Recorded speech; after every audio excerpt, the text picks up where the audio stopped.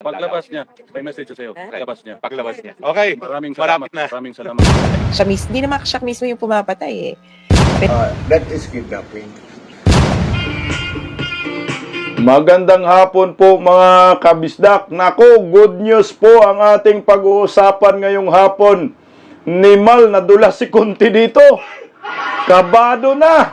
Pero bago ang lahat sa mga bagong pasok po sa Bisdak Pilipinas, pa-like, pa-share, pa-subscribe po muna. At syempre, pakipindot ang inyong notification bell para lagi po kayong updated. At maraming salamat sa pagsubaybay sa Berada Aguila sa DCAR 1026 tuwing alas 2 ng hapon hanggang alas 3. Mabuhay po kayo. Thank you so much po sa inyo.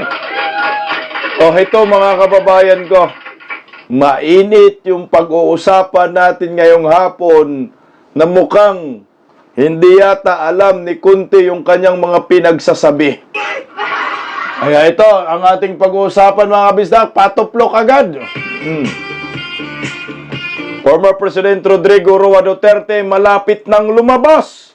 Nako, maganda ho ito dahil mayroong akong nakitang video na sa dulo sinasabi ni Kung Pulong. Nako, good news po ito. Marami na talagang maggurgur sa kanilang mga sarili ho nito. Konti kabado na sa paglabas ni former President Rodrigo Roa Duterte. Aba, nadulas. Biglang nalinis ang pangalan ni Tatay Digong dito sa kanyang mga statement na hindi niya pinag-aralan. Sana mapanood ito ng legal team ni former President Duterte at may pakita ang bidyong ito dahil inamin ho talaga dito ni Conte. May inamin si Conte na tsak na linis si Tatay Digong dito.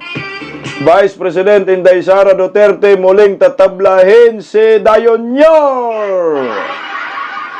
Unahin po muna natin yung balitang iyan mga kabisdak. Narito ho, pakinggan ho natin. Hindi pupunta si Vice President Sara Duterte sa ika-4 na State of the Nation address ni Pangulong Bongbong Marcos. Ito ang natanggap na sulat ni House Secretary General Reginald Velasco mula mismo sa Vice. Sa kabila niyan, maglalaan pa rin daw ng holding area ang Kamara para kay VP Sara at sa kanyang staff. Ito na ang ikalawang beses na hindi dadalo si VP Sara sa zona ni PBBM. Hoy, wag na kayong umasang dadalo si Inday.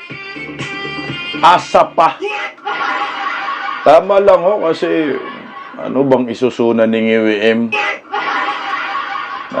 Ano bang kanyang na-achieve, no? Nagawa sa last year, 2024, meron ba? Wala, puro pambubudol.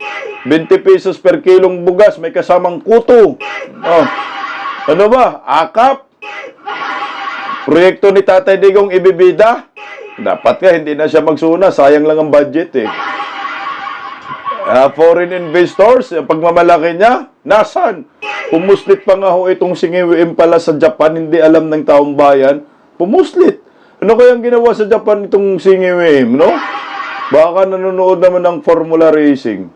Gastos na naman natin yan. Gastos na naman ng taong bayan. Milyon na po naman ang gastos. Ilang bilyon, trilyon na kaya ang ginastos sa pamamasyal sa ibang bansa na wala namang magandang idinulot sa ating ekonomiya. Tama lang yung dahil na wag ka nang pumunta dyan sa zona dahil wala namang mangyayari. Kagaya ho nito. Bagsak ang ekonomiya. Ayan palitan ng piso kontra dolyar. Kagahapon po ito mga kabistak, mga 58 na. Baka ngayong araw, papasok na sa 58 palitan ng piso kontra dolyar. At ito pa, nakakatakot po itong mga kabistak. Diyos ko. Sa susunod na linggo, big time po itong increase ng langis. Wala pang ginawa ang gobyerno nito dahil nga may digmaan sa Iran at Israel. Sa diesel, mga 5 piso, patay tayo diha. Gasoline, mga 3 piso. Kerosene, mga almost 5 pesos. My God! Nasaan kang EWM? Anong ibibida mo sa SONA? Yung bagsak na ekonomiya? Kalungkot po mga kabisda kasi ang Pilipinas ngayon parang nakontrol na talaga ng mga kurakot, sindikato. Merong tawag dyan. Bago po tayo pupunta sa pinakamainit na topic, merong tawag dyan, pakinggan po muna natin ito mga kabisdak, ang bidyong ito. Ganda nito eh. Alam natin na maaaring mabili ang isang gobyerno. Pero alam niyo po ba na may tawag dito? Ang tawag dito ay state capture.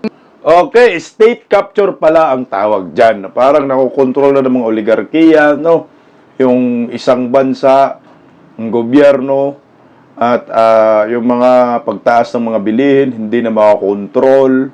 At ang nagkokontrol na nga dito mga oligarkiya. Pakinggan natin, oh. Ganito na ba tayo? Nangyayari ito kapag ang isang gobyerno ay hindi na masyado nagsisilbi para sa taong bayan, kundi para sa interes ng mga elite na political at economic. Kaya ito capture, dahil nakuha na o nabili na ang isang gobyerno. Bawa nito ay ang pagtatanggal ng buwis para sa malalaking kumpanya o ang pagpapayag ng monopolyo para sa isang korporasyon kahit na nagpapataas to ng presyo para sa lahat. Dahil naiimpluwensya ng elite katulad ng oligarkiya o dinastiya ang gobyerno, ay nagiging legal na o over the table ang korupsyon. Dahil dito, ang state capture, ayon sa mga eksperto, ay isa sa mga pinakamapanganib na uri ng korupsyon. Tinatawag na State Capture Index na nagsusukat nito, kung saan mas mataas ang score, mas malaki ang state capture ng isang bansa. Ang Pilipinas ay nagsuscore ng 65.4. Mas mataas pa kaysa sa global average. Mas mataas pa ang score natin kaysa sa India, China, Mexico, Uganda, at iba pa pagdating sa state capture. Ayon pa sa mga eksperto, kapag mas malaki ang agwat ng mayayaman at mahihirap, o inequality, mas madali makapture ang isang state. State capture ay isa sa nagpapaikot ng siklo ng korupsyon. Ang solusyon sa state capture, katulad ng maraming reforma, ay hindi simple o madali. Pero pwede itong magsimula sa pagpapalakas ng institusyon, pagbabawas ng inequality, at pagbibigay pa ng boses sa mga mamamayan pagdating sa politika. Ikaw, sa tingin mo po, ano ang solusyon sa state capture? Ayan, ang Pilipinas ay nakaranas na ngayon talaga para sa akin ng state capture. Dahil nakontrol na po tayo ng mga oligarkiya, mga elite, mga alta. Sila na po ang nagkontrol ng Pilipinas. Yung korupsyon, kaliwat kanan, bagsak ang ekonomiya. Ang solusyon para sa state capture, mag-resign kang IWM. Yun po yung solusyon dyan. At papalitan ni Vice President Inday Sara Duterte. At ipagpatuloy yung ginawa ni Tatay Digong, yun po yun eh. Noong panahon ni Tatay Digong, hindi nakaporma mga oligarkiya, mga alta, yung mga elite. Ngayon, sila nagmonopolya ng ating bansa, mga sindikato, lahat. Mga smugglers, mga durugista, ayan. Ito na po yung nangyayari sa ating bansa, state capture. Kontrolado na po nila ang ating bansa. Ang buhay ng mga Filipino, pinaglalaruan na ng mga bugok.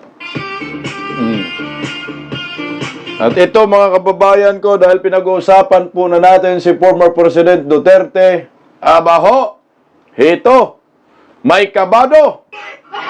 Kabado si Kunting Jutak. Dahil malapit na po lalabas si Tatay Digong, kaya hito nagkaligaga, nadulas pa sa kanyang mga pinagsasabi. Pakinggan natin yung takot ni Kunting Jutak. At nalinis pa dito si Tatay Digong. Pakinggan natin siya. So, ma'am, sa ngayon po, ano ang sinasabi sa inyo ng mga pamilya po na... Teka muna, di pala yan.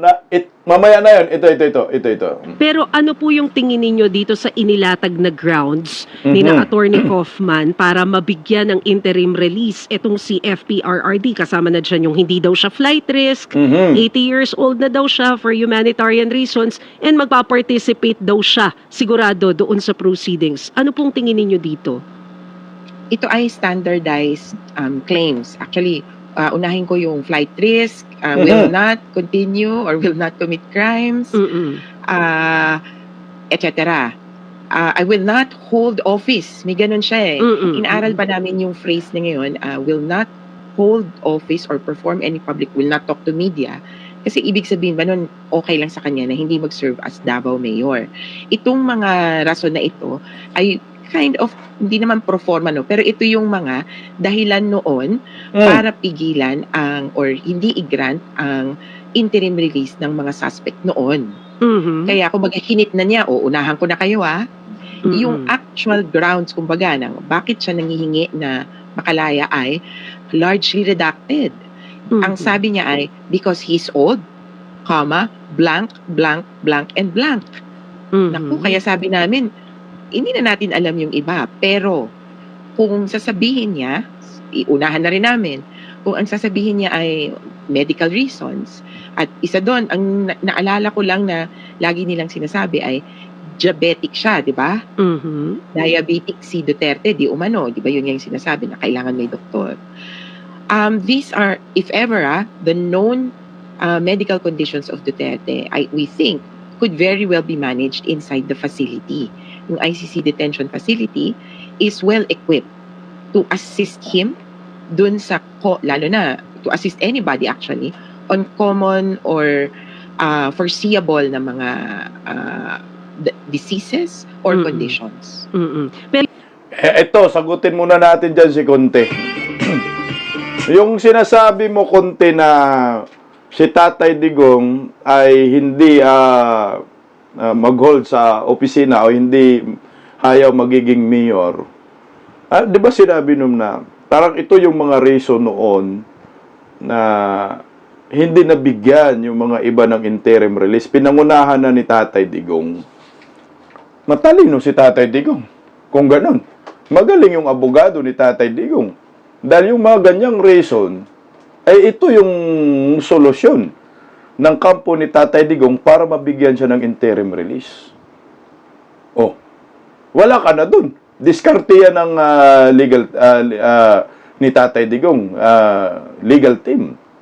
Ayun nakasigurado ka ba na si Tatay Digong ay uupo sa pagka-mayor? Hindi pa nag-take out At kung mag-take out si Tatay Digong, ay sa tingin mo ba ay tutuloy or gusto ni Tatay Digong ipagpatuloy yung pagiging mayor niya?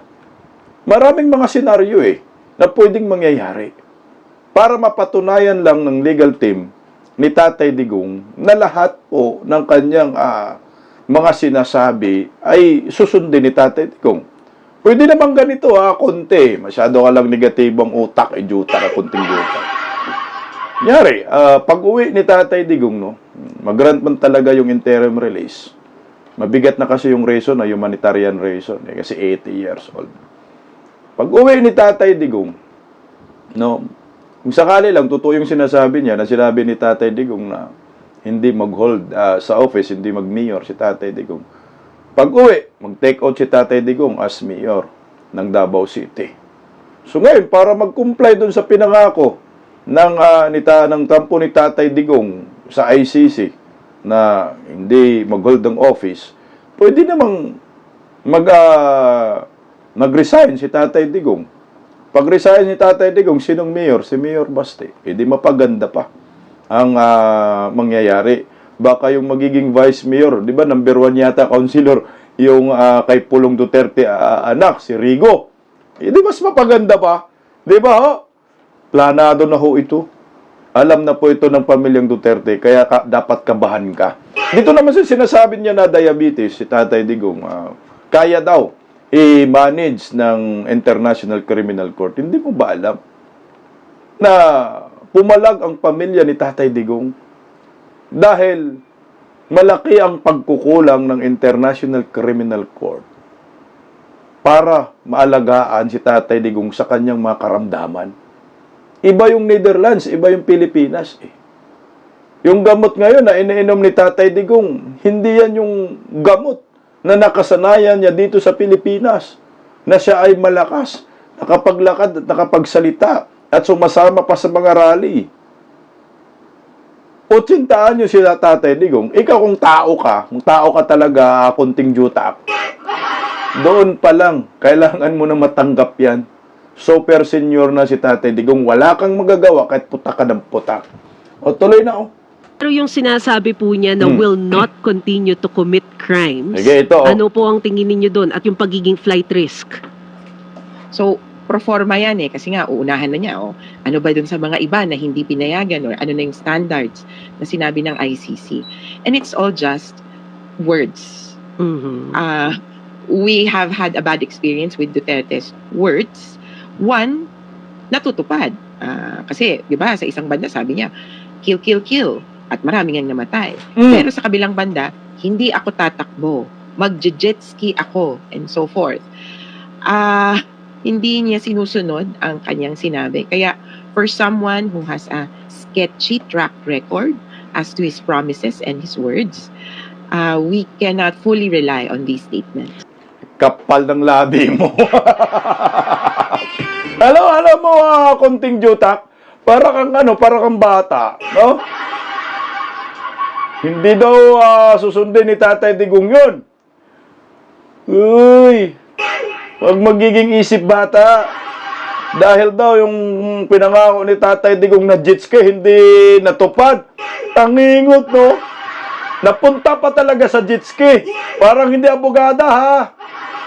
Abogaga, pwede? Napunta sa jet ski.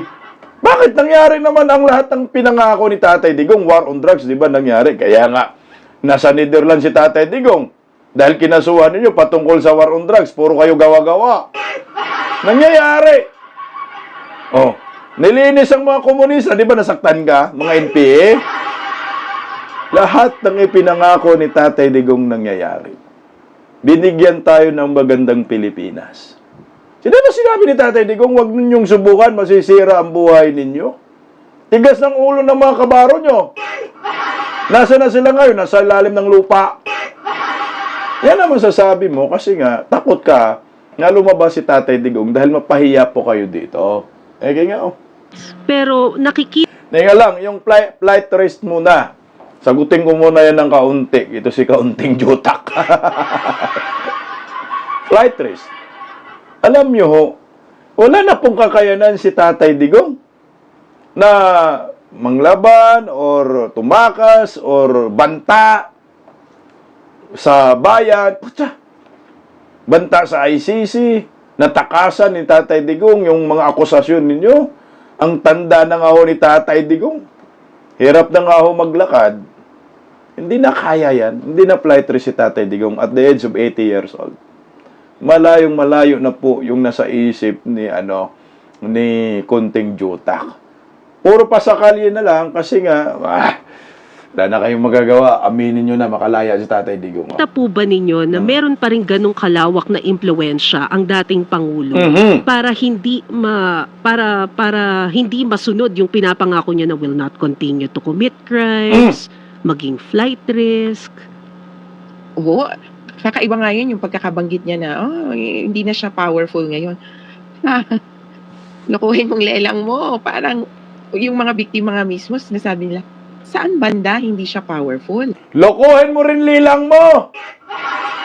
Saan ba siya banda powerful? Kunting Jutak. Alam niyo, host, ma'am, gamitin mo nga utak mo.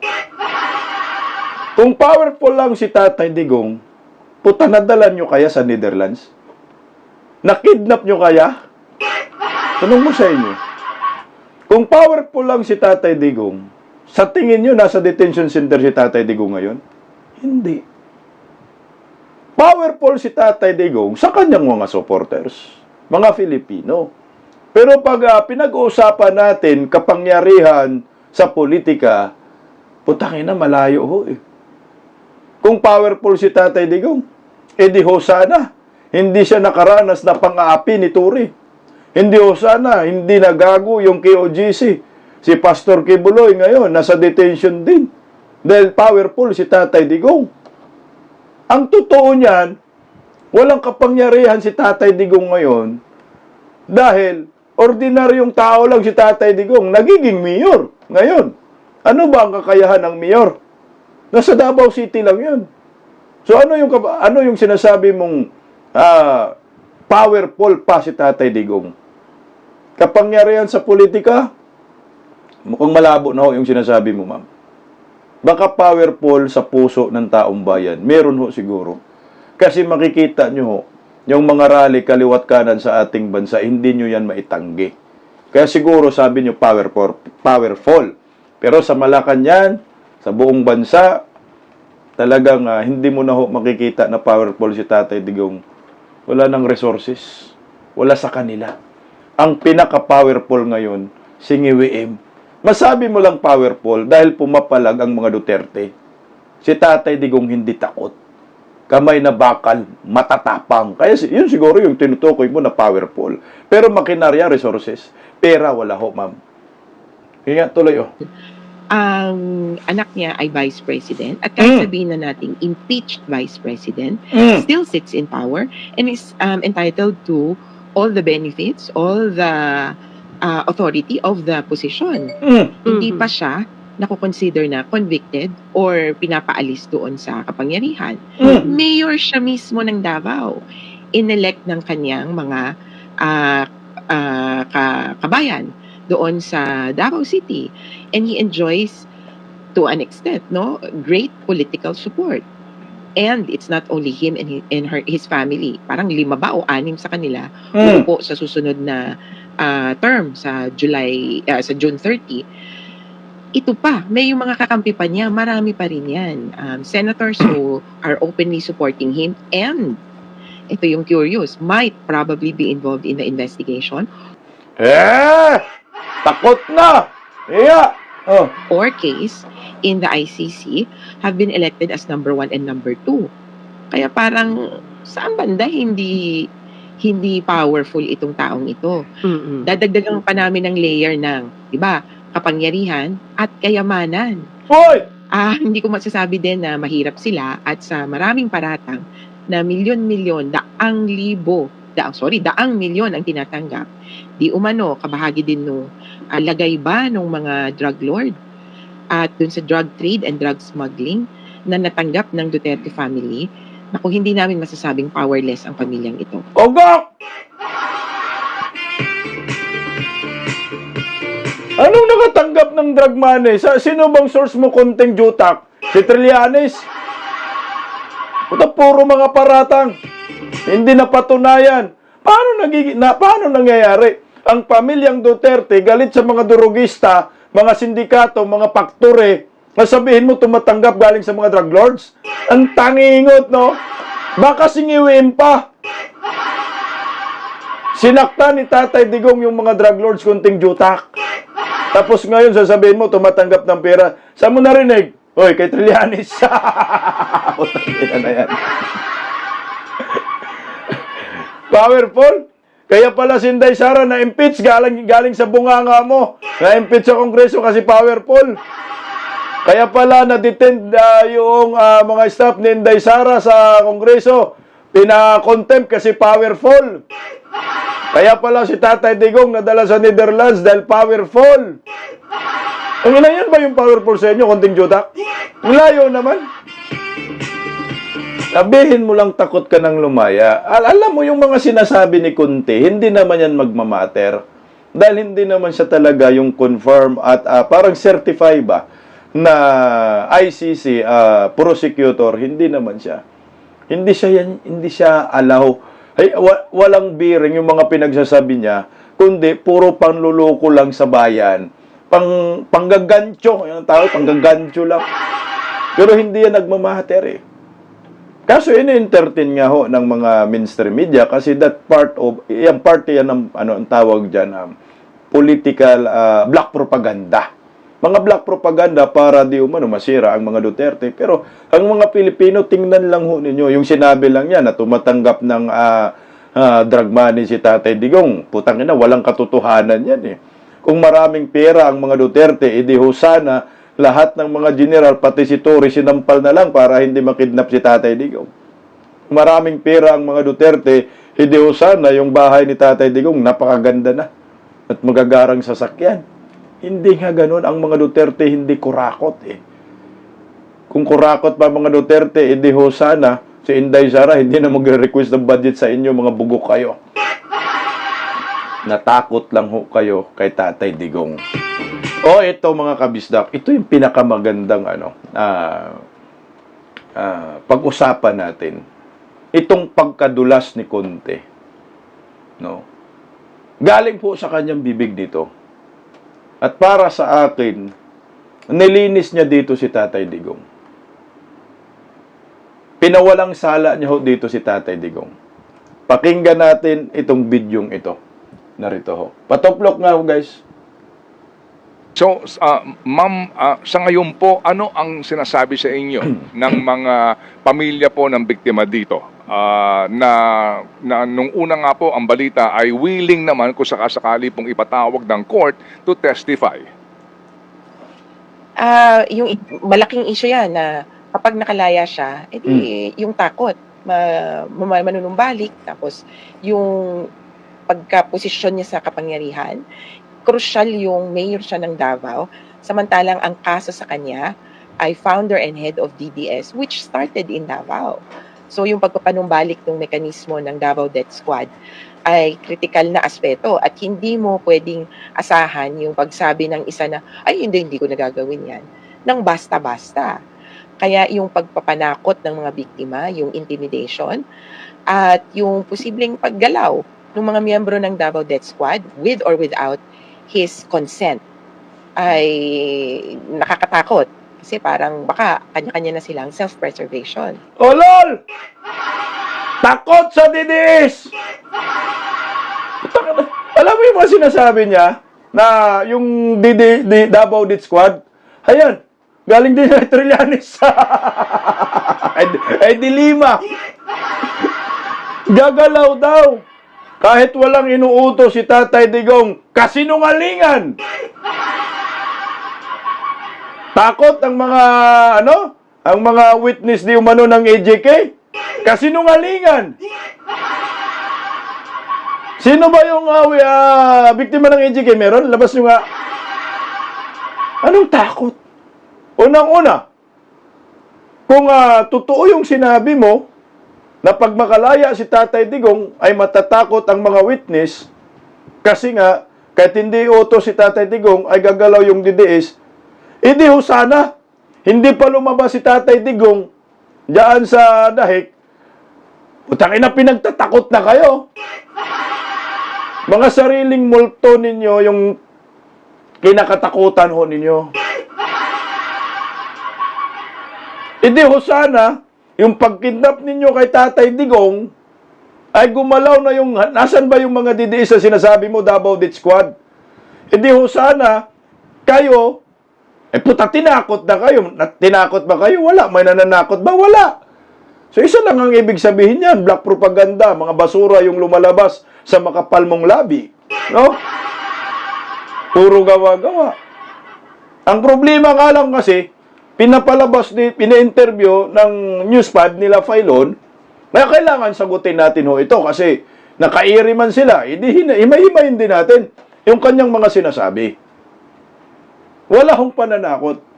At hindi po yung gawain ni Tatay Digong. Wala nang kakayanan nan sa Tatay Digong. As in. Kasi kung meron pa, edi ho sana, utakin ang Pilipinas kaliit-liit, sabi mo, may Davao Death Squad, edi inisa-isa kayo. Pinadalhan kayo pinadalhan kayo ng tingga. O ito, tingga. Meron ba? Nakaranas ba ng pananakot? Wala. Kayo yung takot. Dahil nga, mapahiya ho kayo sa mga Pilipino dahil ang pinag-andakan ninyo, hindi makaalaya si Tatay Digong sa International Criminal Court, hindi mabigyan ng interim release, dahil daw sinungaling si Tatay Digong, hindi daw tutuparin lahat ng mga pangako ni Tatay Digong. Yun yung kinakatakutan ho ninyo. Kung totoo yung sinabi mo, tangina, si Trillanes, tingnan mo, sa awa ng Panginoon, buhay pa.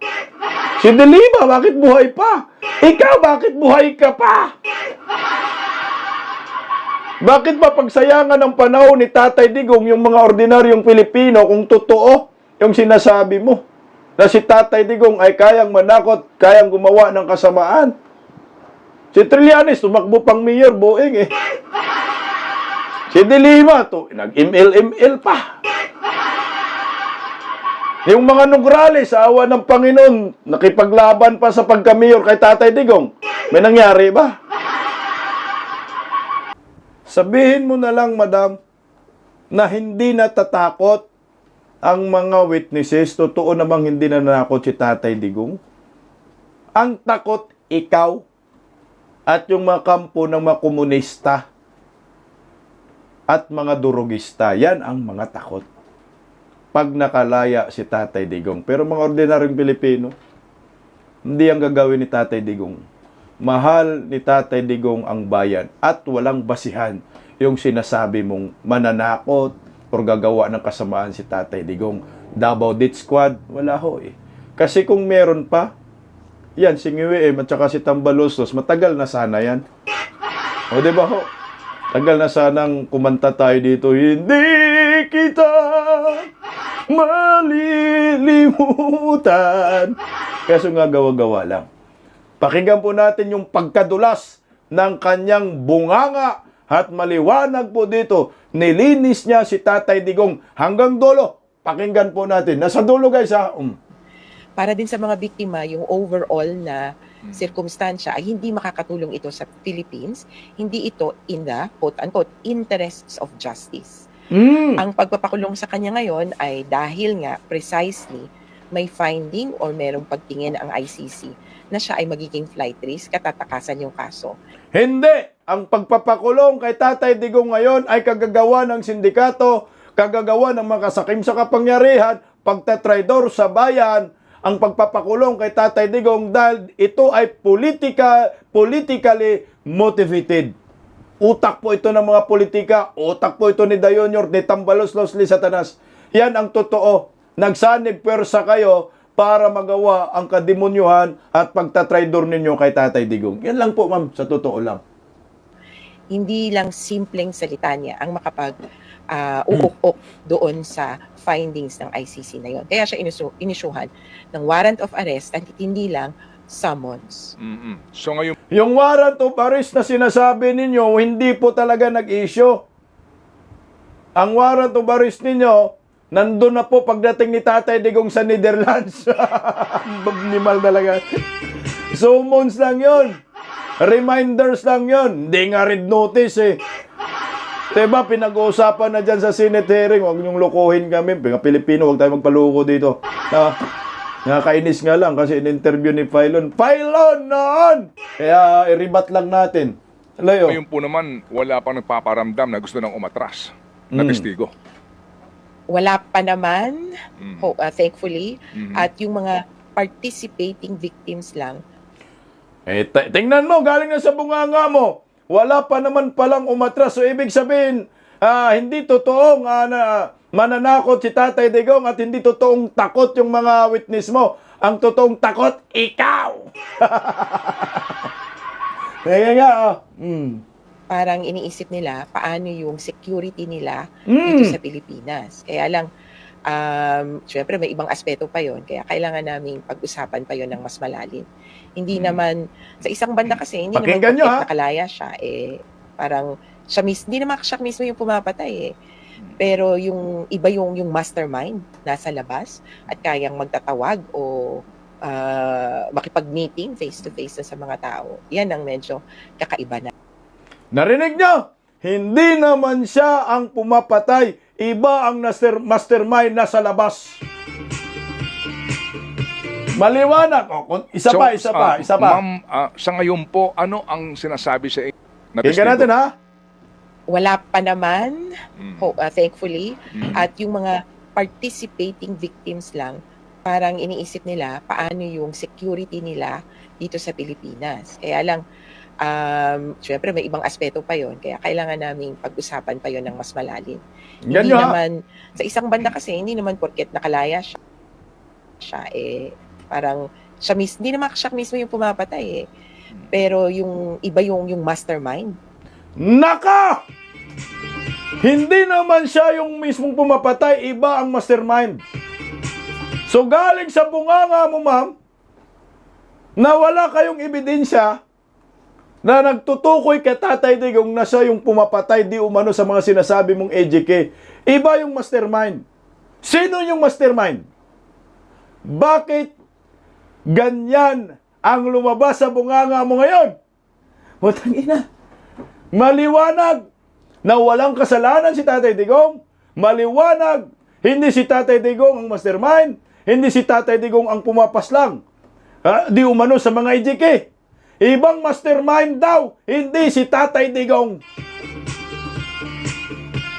O talinis si Tatay Digong dito, mapawalang sala dahil kay Kunti. Kay Kunting Jutak. Dapat ho ito, makuha ito ng legal team ni Tatay Digong. Na mismo sila na nag-akusa kay Tatay Digong, sinasabi, hindi si Tatay Digong ang pumapatay at hindi si Tatay Digong ang mastermind, nasa labas ang mastermind. Sino? So ano ang ginagawa ninyo kay Tatay Digong? Kinidnap nyo. Umamin kayo na hindi si Tatay Digong ang mastermind. Hindi si Tatay Digong ang pumapatay. Sino? Kayo? Kayo siguro, no? Putangina. Binintang ninyo kay Tatay Digong. Maliwanag, galing sa bunganga niya ho ito. Kahit balikan pa po ng mga bubonistang, tanganistang, loyalista ni Ngagba, ang video na yan kay Filon, pwede na naman puntahan doon. Maliwanag yung sinabi niya. Hindi si Tatay Digong ang mastermind, hindi si Tatay Digong ang pumapaslang, kundi nasa labas.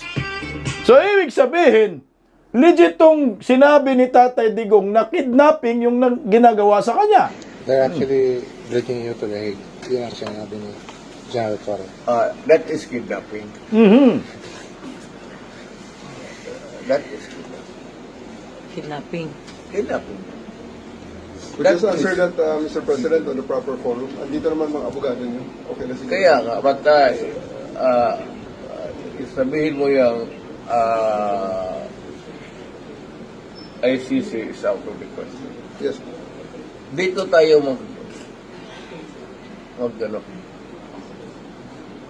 prosecute niyo ako, i-detain mo ako, pakainin mo na ako, patulugin mo ako. You file charges, the worst charges that you can imagine, do it. But dito sa Pilipinas, hindi ako I do not recognize. Ayan, maliwanag po na kidnapping talaga ang ginawa ho nila kay Tatay Digong. Yung sabi ni Tatay Digong, sa kidnapping yan. Kung gusto po ninyo, dito ako litisin ninyo. Kung anong ipapataw nyo sa akin, mabibigat na pataw, ipataw nyo. So ito po yun, guys. Galing rin sa bunganga ni Conte. Hindi daw si Tatay Digong ang pumapaslang at hindi daw si Tatay Digong ang mastermind. Hindi ho, dapat palabasin na po si Tatay Digong, palayain niyo po si Tatay Digong at managot ang nagkidnap kay Tatay Digong kasama nga Conte, kasama si NGM, kasama kayong lahat dito. Si Torre, mga Rimulya Brothers. Ayun, nilinis ni Conte si Tatay Digong. Ano pa ba? Di na natin kailangan ng abogado nito. Ngayon, ito mga kabisdak. Nadulas din kong pulong dito. Nakunan lang talaga ng video sa dulo. Malapit na makalabas si Tatay Digong. At paglabas ni Tatay Digong, sino yung una niyang hahanapin? Iyak ng mga bubunistang, tanganistang, loyalistang Ngagba dito. Yung sabi ng mga yung isang bulager ba, yung isang bulager na magugurgur daw siya. Pag nakalaya si Tatay Digong, patay ka diya dong. Ito na yata ang panahon na matapos ang sarili mo sa kahibangan mo. Makinggan natin si Kung Pulong, oh. Tinihingi po namin ang prayers ninyo. Dumarating na panahon para sa health ng tatay namin. Maraming salamat po ulit sa inyong lahat. Thank you, sir. Okay. Maraming salamat po. Until Thank tomorrow. you, sir. Mabuhay po kayo, sir. Thank you. Alam pa ho ni Tatay Digong na 21 to 29 at sa NATO walang Paglabas niya, may message ko sa iyo. Paglabas niya. Paglabas niya. Okay. Maraming salamat. Malapit na. Maraming salamat po sa iyo. Hindi po tayo nag-aahalin. Hanapin, ikaw raw una hanapin. Okay. Thank you po. Thank you. Sige, sige. Thank you. Nako! Patay kayo dyan! Mukhang nadula si Kung Pulong dito. Sabi ni Kung Pulong, paglabas niya, ayan, ikaw ang unang hahanapin niya.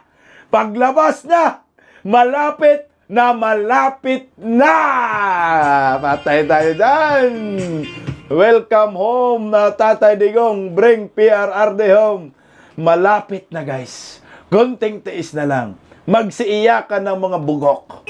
Kaya si Kunti nagkaaligaga na sa kanyang mga sagot. Nagkadulas-dulas. At napaganda pa, nalinis ang pangalan ni Tatay Digong dito.